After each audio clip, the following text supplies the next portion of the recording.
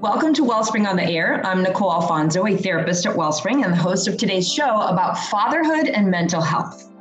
With me today to discuss this very important topic is Erik Williams and Israel Kreps. Together, we want to tell you about the importance of men taking care of their mental health. So stay with us. We've got some good information just for you. Israel and Erik, thank you both for taking the time to being with us today and talking to our listeners about the importance of fathers and men taking care of themselves. Would you take a moment just to introduce yourselves to our listeners? My name is Erik Williams. I'm a counselor at Wellspring, and I also work with a college ministry called Kreps in Miami. Good morning, Nicole. My name is Israel Kreps. Full disclosure, I'm Tova Kreps' husband from Wellspring. Pretty obvious that I married up shortly, but I am the CEO of a public relations and marketing firm in Miami and New York. Awesome. Thank you both. Now, let's talk a little bit about how becoming a father impacts or changes you as a man. Well, for me, I think being a father really does impact you in a significant way. My daughter just graduated high school this week. We had our graduation. And so I think being a parent, being a father is a very challenging thing that takes a lot of time and effort and emotional energy. But at the same time, it's one of the most rewarding things that we can do. I think when we look back at our lives, we'll see that this was one of the most significant things that we've ever done. Well, as to my wife, Tova, and I, we kind of fast-tracked into children because instead of having our own children first and then adopting, we actually adopted older children. So we were kind of I was thrust into fatherhood less than a year into being married. And it was a very jarring situation for me to have to catch up, if you will. But it is a wonderful thing to be a father. It is just amazing, and I am beyond grateful to have the mixed family that we have, the blended family that we have. It is a remarkable thing that God allows us to do this. It is, isn't it? I think I speak as a mother. I just think there's nothing like it. Obviously it challenges you in many ways, but it grows you in many ways. So to dive into this mental health piece, I want to talk about a statistic that there's a Washington Post article that mentioned that in the year 2020, across the United States, men accounted for 79% of suicide deaths. Now that's shocking to me. So I would like that to be our lead into the topic of fathers and mental health. So how do you perceive, Israel, the general mental health state of men and fathers today? I think it's dire to a great degree, because I think that as fathers, there are a lot of mixed messages as to what we should be. And while the didactic 1950s view of a father on TV in control and basically emperor and king almost to some degree, with your wife greeting you in pearls after she's washed the toilet, was a fantasy, the reverse isn't true either. And somewhere in the middle, there's got to be a balance for really being strong as a man. And there's obviously all kinds of issues around that as well, but also being a sensitive individual that is attuned to what their family needs and not just simply serving as, again, king and emperor. Right. And so there's just so many pressures as far as like, how do I balance that out? Right. I feel like as a father, like, can I be strong, but emotionally sensitive at the same time? Right. Right. Correct. So Erik, speak to us about this. You're a counselor.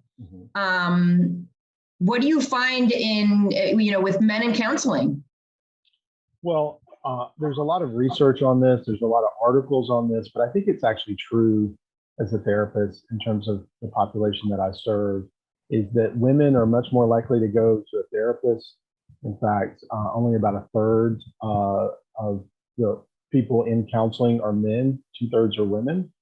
And actually, men that are depressed, only about 60% of them will actually get treatment or seek treatment, where women, over 70% of women seek treatment that are depressed. And that's just not true of depression. I think that's true in most issues that somebody would seek a therapist. Men are, as we mentioned before, men are much more likely to commit suicide than women, 4 times as much. Men are 2 to 3 times more likely to cope with stress and pressures with alcohol or substances than women. About half of men are more depressed than they admit. And I think one thing that's important to understand, and a lot of people don't, is men that have been in the military, men that are police, men that are in first responders. If you're not shot or bleeding, then it's not a real problem. And so everything else is just a small problem. And so when people do inventories, even depression inventories or scales, they just minimize things because it's not the extreme version. Somebody's not bleeding out. That was true. My dad was a Vietnam vet. And so things were not a big problem because it wasn't significant compared to his buddy that got shot in the war. So I think there's a difference there, and it's helpful to understand that. So if you're in a family with a police officer or ex-military, it is important to recognize the way they see problems is a little bit different than the average. Also, over 60% of men have had a trauma in their lifetime. So those are some significant issues. Yeah, I feel like for men, it's kind of like just put on the big pants and keep going, right? It's kind of what you have to do. There's a stigma as to stop and think and take care of yourself and do things for you, right? I feel like there's that stigma. So, go ahead. One of the things I was going to say is a buddy of mine, a real close friend, he got a divorce. It was really hard. And he actually didn't have a good place to go, went to see a counselor. A lot of his friends gave him terrible advice. And he was really struggling, a very social guy, but just kind of felt stuck. And a lot of times men feel that way. They get stuck. They don't have friends that can help them through some of these things. And it can be a problem.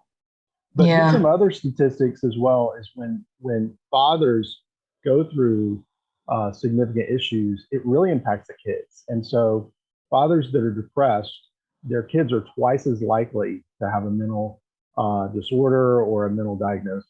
And so that's pretty significant. So I think the challenge here is that men, as we work on our things, as we work on what's going on in our lives, it has an impact not only of us, but our kids and our families as well.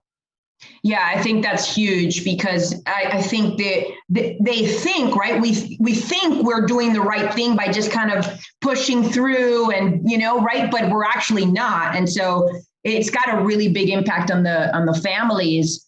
And they suffer because dad isn't taking care of himself in that area, right? In the mental health piece. Right. That's really true. And so a couple of other statistics just to mention here. About a third of children today live without their biological father, which is somewhat alarming. Maybe it's not so alarming to some people. There's an older stat that 70% of Americans think that fatherlessness is one of the most, if not the most significant problem facing our country. And that's an older stat, but still, it is something to be addressed. I think one of the things in Israel's situation is a little different, but a lot of second, third marriages, you have this blended family aspect where you have kids from another spouse. And that can be one of the more challenging situations. It's just unique because it's not your biological kid and then parenting and disciplining. And so there's some great resources out there if you fall in that category. Family Life has a whole ministry on blended and blessed. They have a conference and some resources. So a lot of times if you've been married before and have kids, or your spouse has kids, or it's worth getting some resources because that can be a significant issue down the line. Israel, would you mind sharing a little bit about your experience growing up? I mean, I know that, Erik just talked about fatherlessness. And I know that, you have your own story on that. Would you share a little bit about that? Sure, happy to, Nicole. It's a bit of a bad Telemundo episode, but we were immigrants. And we came to this country when I was young.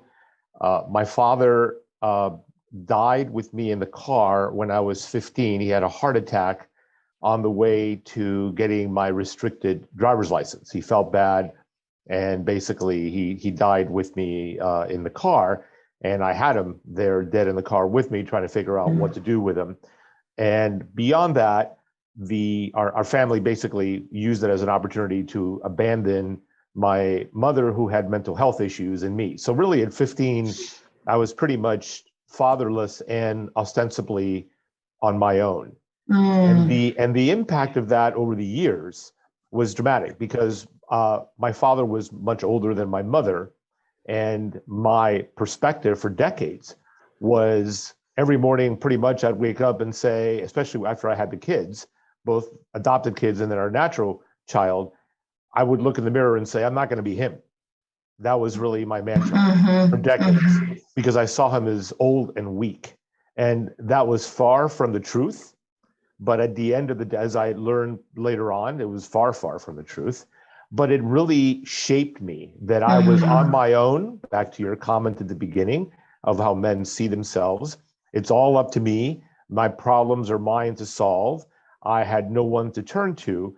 And really, it was a very long time before I realized the value of Proverbs 27:17, that whole thought of iron sharpens iron, which is a very macho phrase if you take it that way. But at the end of the day, I am a 120% believer that it takes men engaged with like-minded men to really encourage, not only support each other, but frankly, Nicole, encourage mental health. I'm part of a forum group, which is a pretty formal group of guys. We have very solid guidelines as to how confidentiality and so on. But all of us entered this path together 6 years ago in this particular group that I'm a part of now. And every single one of us realized that we needed mental health support, and every single one of us got it. That's a pretty jarring statistic, right? 100% of this group realized through really interactions with each other about our past, about what it means to be a man, and all of us really sought mental health support. So my story really is one about being on your own, and the weight of being on your own, and the level. I got, I think, more angry than depressed. I lived with constant anger. I didn't look it, but I was just a furious individual, angry, and particularly at God, really particularly at God. Because at the end of the day, if you're a believer, and I had theology coming out of my eyeballs, and from the people that were fortunate enough to be my mentors, all roads lead back to God. And if he is, quote unquote, not solving it, what is that about? So the road, the step before mental health for me really was tremendous anger at God about my circumstances, just outright bitterness. Well, the good thing about that community that you found was that you didn't stay in that anger forever, right? Eventually you were able to speak about it and share about it and find other men that would pour into you, encourage you, and change that lie, completely dismantle the lie that you're alone, right? Correct. But I think that it took being part of something like that to really delve deep enough. And for men, that is really hard. It is really, because men tend to have acquaintances, buds, bros. I have a ton of those. I have a group of high school buddies, and when we get together, it is just like we regress. It's downright embarrassing. But we're not really, and while we touch on certain things, it's not like we're really delving deeply into something. It takes intentionality, and I really am a big believer in that word for men. It takes huge intentionality to really focus enough to realize I need help. because otherwise you have the Washington Post statistic, because we're alone, and eventually you run out of steam. No matter how strong you are, you run out of steam. So I'm big on that word intentionality in really addressing the issues of mental health for men. Thank you, Israel, for just sharing that story and just being vulnerable with our listeners. I think that's really, really helpful. So we're going to go ahead and take a short break to thank one of our sponsors who makes the production of our podcast possible. When we come back, we'll hear more from Erik and Israel about how to improve your mental health as a man. Welcome back to Wellspring on the Air. This is Nicole Alfonso. If you're just joining our show, our topic today is fatherhood and mental health. So far today, we've talked about the pressures fathers have to manage their day-to-day. If you joined us late, you can find us on your favorite podcast channel on Wellspring on the Air or on our website blog page at wellspringmiami.org. Just search for this topic. Erik, did you want to say something about Israel's story? I did. What Israel is saying is pretty significant. For me personally, one of the things that really made a difference in my life is having a group of guys. I got involved in a Bible study in college and really learned a lot from their spiritual walk, from their fathers. And it really was a turning point. And we, after college, continued that group. We met a couple times a year through the years. It's been 30 years and we still keep up. We still have conference calls. And honestly, looking back, I wouldn't be in the job I'm in today without those guys. I wouldn't be the type of dad or husband I am today without them. So I think what Israel talked about is really significant. And that leads me into our next question, which is, why is it so crucial for fathers to take care of their mental health? I think that's an excellent question. And there's a lot of research out there that shows that there's benefits to it. One of the things I think is pretty obvious is that there's a lot of work stress that men have, and you can actually reduce your work stress by having a counselor, somebody that gets in there with you, kind of gives you wisdom about long-term career goals, making sure you're in the right job that you prefer to be in, but also those inner office conflicts and pressures and how to balance family and work. So that's one statistic or one area that is pretty significant. I think it also improves your relationships overall, your marriage, your relationship with your kids. For a lot of men that I work with dealing with anger, Israel talked about anger. I mean, men have like 3 or 4 emotions. They're happy, they're sad, or they're angry. I mean, there's not this spectrum. They can't describe it as such. Some guys can.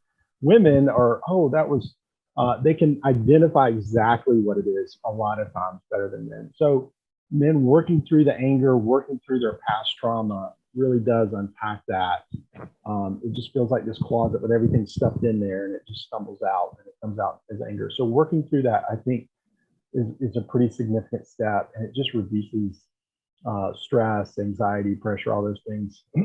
Better intimacy with your partner, I think self-esteem. There's a lot of research and a lot of people that can talk about going to therapy and just improving in a lot of ways that they didn't expect after going to a therapist. I think also as we improve our mental health as men, it really does impact our kids. It helps them to have better self-esteem. It prepares them for school and jobs, and really sets them up for a lifetime of success. And so they tend to have better grades in school. If their dad is working through those things, they tend to be more successful and not sidetracked. A lot of my clients really didn't have a loving father. And so in some ways, I'm serving in that role, encouraging them in the things that they did well, helping them through the things that went different than they expected when they get really discouraged, and how to, not fall into the ditch emotionally over some of these hurdles. So those are some significant things, I think. Yeah, I can think of when our parents didn't do a good job, or when our parents weren't fulfilling the needs that we have. As we become older and become adults, we do need other people to step into those roles. And I can see how a counselor could be that person for a man that didn't have that role model growing up. So Israel, would you speak to the biblical side of this, as a father being the leader of the family? Well, I think that looking at it from the mental health side, kind of leading into that, it feels to me, and I'm certainly not the therapist at all. As a matter of fact, I could be farther removed. I would not want to do what you guys do for a living, nor do any of your clients, by the way, want me to be their therapist. But what I see in myself, and I can only speak to myself. You do one of two things. You either become quiet as a man. You just basically you just retreat into your own shell, because my thinking is, I'll say again, speak for myself, is I don't want to screw up the kids, because I don't have anything to offer. So I'm going to just stay quiet. And so I bequeathed a lot of that process to my wife, because I was really unaware of how unhealthy I was. I just kind of thought like, well, I'm not going to do damage, if that makes sense. But I really was doing damage by not being engaged. I really was I was hurting them by not really being totally emotionally there, and just thinking that my goal was to not mess things up.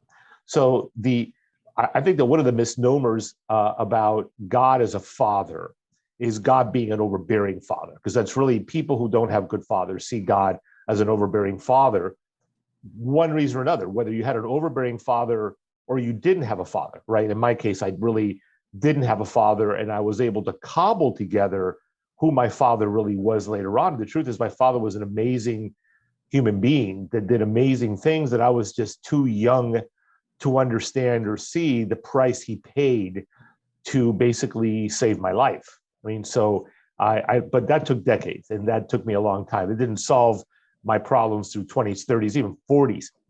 So the biblical perspective to me is that God as a father is who God is. And when you look at who God is a provider. God cares. God is taking care of you. God fights your battles for you. There are just so many verses to God being a father to the fatherless, and God being that provider and loving and caring. We just seem to either make God an ogre or Santa Claus. That seems to be the two prevailing extremes.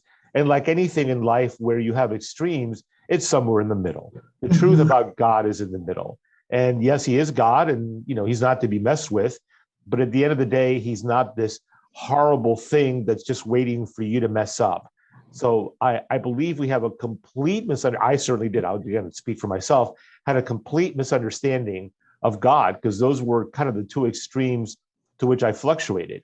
He either didn't care about me, or he was just simply messing with me and not helping me. And neither of those were true. So I lean towards God as a provider. I clearly, Scripture teaches that. That is what the Bible teaches. The Father who is taking his children under his wing, who is helping them, supporting them in every imaginable way, and obviously, ultimately, Jesus being an example of relationally of what we are really to be with God. And that is pretty dramatically different than what I had interpreted at one point in time. I guess I feel like saying that passivity does not allow God to work through you.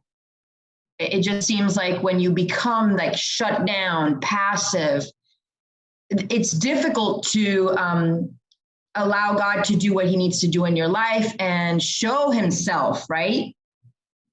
Well, I personally, philosophically, theologically, my view is that I was taught by my mentor, who was, I was fortunate enough to land at Key Biscayne Presbyterian when I became a believer, and Steve Brown was the pastor there. And I just landed at a moment in time that God just blessed me for a 2-3 year span to have access to this man. And that was pretty remarkable. And I learned what he taught is open and closed door theology, which is a great phrase, that if you just keep moving forward and a door opens, you're praying about it, you're really trying to be diligent to be attuned to God. If a door opens, go through that door. If a door doesn't open, you weren't meant to go through that door. Don't kick it down. But don't just stand there and waiting for the door to open. Move to another door. Keep moving forward. And that's obviously very general because sometimes God clearly wants us to just stop. And I'm very hyper and driven, and clearly God wants me at times to just stop. And I'm learning that also. But for the most part, I think that that's philosophically the way to go. So, and I feel like God does want you to be your best, right? And be well. And so this role that he has given to fathers is a big responsibility, and it requires support, right? It requires care. And so fathers should take care of themselves, their bodies, their minds, their spirit, right? Correct. I mean, I feel like investing in self-care, which is a pretty modern phrase, right? The term of self-care, it's not often used towards men. And the group that I'm in, the forum group that I'm in, uses a interesting phrase in this system that we all live in this particular type of platform, radical self-care. And when I first heard that phrase, I kind of recoiled because I'm like, that's not what we're supposed to do. I mean, that was my first thought. That's not what we're meant to do. We're meant to work and, nose to the grindstone. And that's what we're about. That, I'm running this. It's all about me. I got to solve it. And it's just not true. It's just not true because you wear yourself out. And at best, you become incapacitated with your spouse and family. And at worst, you're just so depressed, you're useless. Yeah. Wow. In the sense of how you're not functioning. So I am learning that phrase. I am trying to embrace that phrase of radical self-care, most of it being mental health.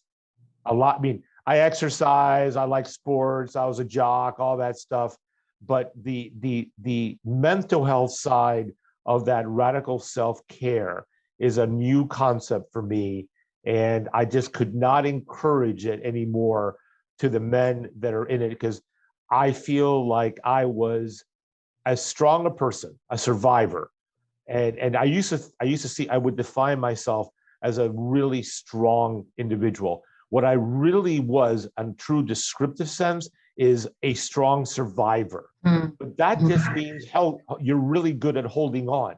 That just means you're really good at gripping things and not letting go. You're not flourishing. You're not evolving as an individual. And so I just can't encourage that enough of fathers in general. Even if you did have a good father, I mean, just life in general, it's hard to be a father. And I just cannot encourage that.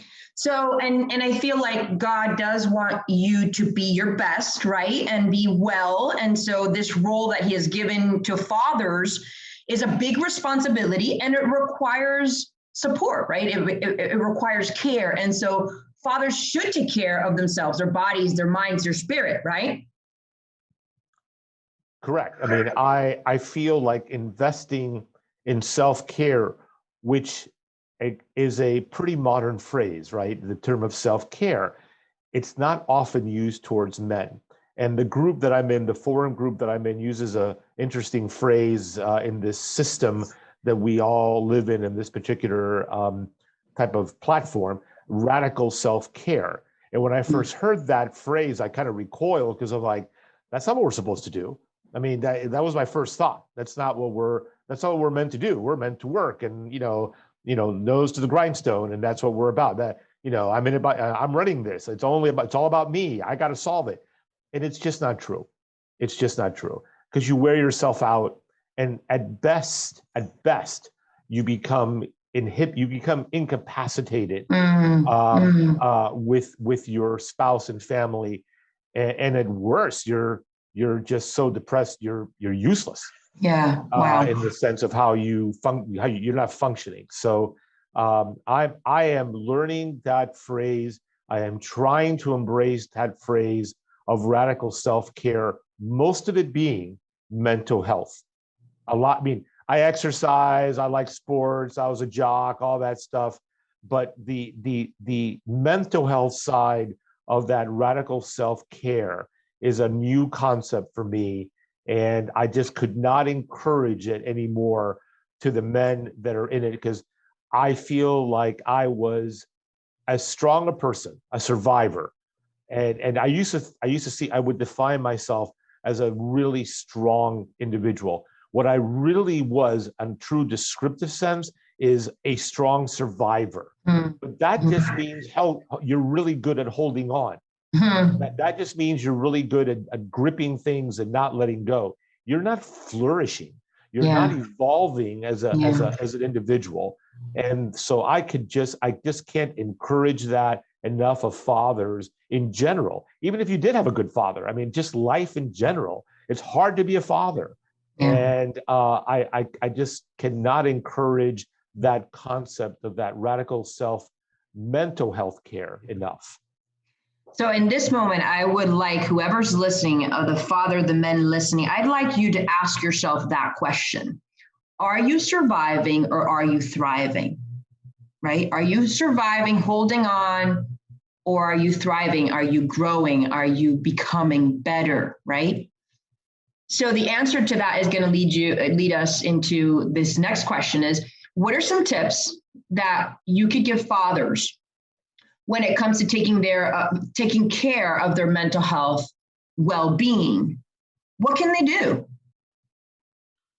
Well, there's a number of things that they can do. I think first, as Israel talked about, having a support system, having some men that are not just buddies.